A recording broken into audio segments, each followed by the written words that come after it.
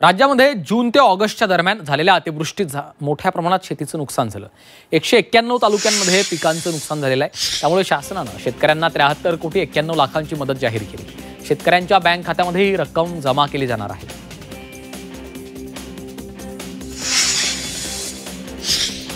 बीड शहर आणि परिसरात मुसळधार पावसानं हजेरी लावलेली आहे। बीडसह माजलगाव, गेवराई तालुक्यात पाऊस झालाय। अवकाळी उकाड्यानं हैराण झालेल्या नागरिकांना या पावसानं दिलासा मिळाला आहे।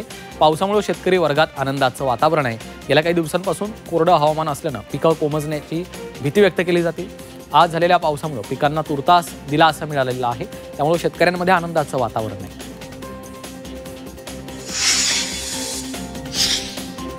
हिंगोली जिल्ह्यातील काही भागात ढगफुटी सदृश्य पाऊस झाला। पावसानं शेतातील पिकांचं अतोनात नुकसान झालं। सोयाबीनसह कापूस, हळद पिकांना पावसाचा मोठा फटका बसलाय। वसमत तालुक्यातील गुंडा परिसरात नदी नाल्यांसह ओढ्यांना पूर आल्यामुळे शेतकऱ्यांची पिकं पाण्याखाली गेली आहेत। जळगावातील पाचोरा तालुक्यात बदलत्या वातावरणामुळे मोसंबीच्या फळबागांना फटका बसलाय। वातावरणामुळे मोसंबी फळबागेचं मोठं नुकसान झालं। त्यामुळे शेतकरी हवालदिल झालाय। नुकसान भरपाईची मागणी होतीये।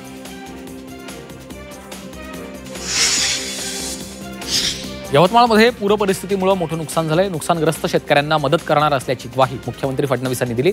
डिसेंबर 2026 पर्यंत शेतकऱ्यांना दिवसा 12 तास वीज देण्याचा निर्णय सरकारनं घेतल्याचं मुख्यमंत्र्यांनी म्हटलंय।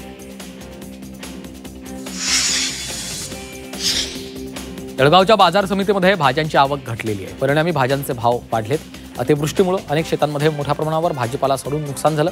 कोथिंबीर 100 ते 120 रुपये किलोने विकली जाते।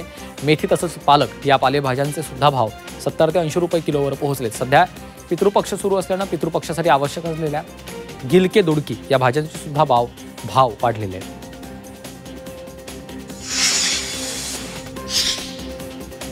यवतमाळमध्ये पावसामुळे पिकं संकटात आली आहेत। पावसामुळे पिकांची वाढ खुंटलेली आहे। कपाशी, तूर, सोयाबीन या पिकांना धोका निर्माण झाला। त्यामुळे शेतकऱ्यांना मोठा आर्थिक फटका बसण्याची शक्यता आहे। वाशिममधील कृषी उत्पन्न बाजार समितीमध्ये हळदीच्या दरात घसरण झाली। कांडी हळदीला किमान 10,160 रुपये प्रति क्विंटल असा दर मिळतो। त्यामुळे शेतकरी संकटात सापडले।